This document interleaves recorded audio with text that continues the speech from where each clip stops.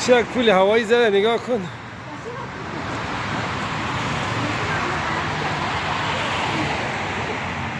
زده سعی کن ایران برو تو خینا پول هوایش رو ماشین بلش دور میزنه. ماشین دور میزنه سعی.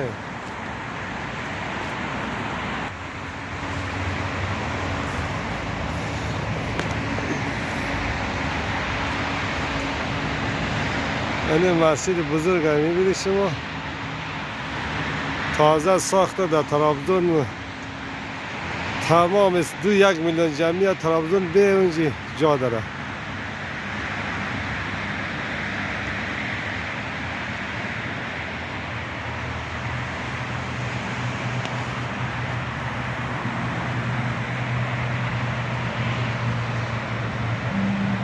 چیشون پول زده، خب پول ماشین دور میزنه. این به عنوان پیاده روشی سعی کن.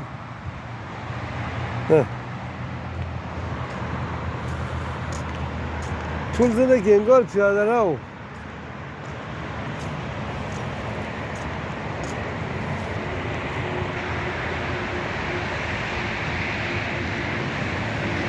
یک جای رسیده.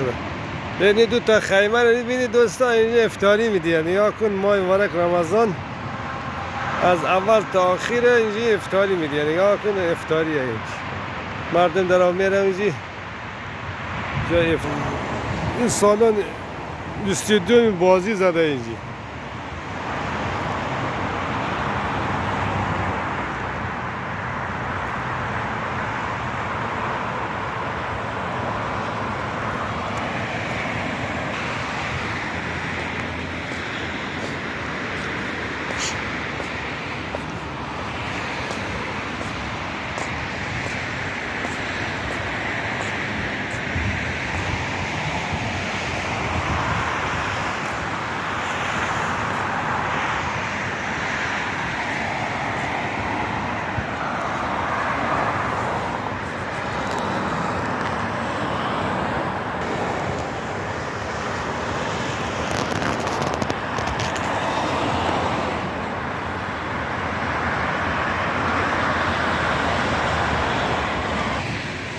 پول زده بگوی جاده اتوبانه. نگاه کن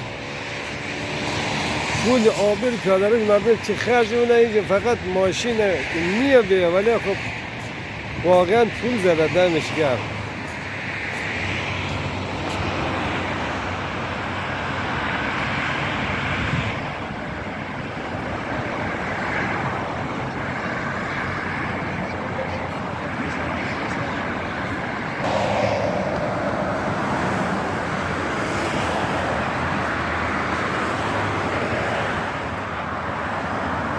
چون قشنگ یا دختر شش تا اینجا تماشا مونه. والله و ماماش شیرینه.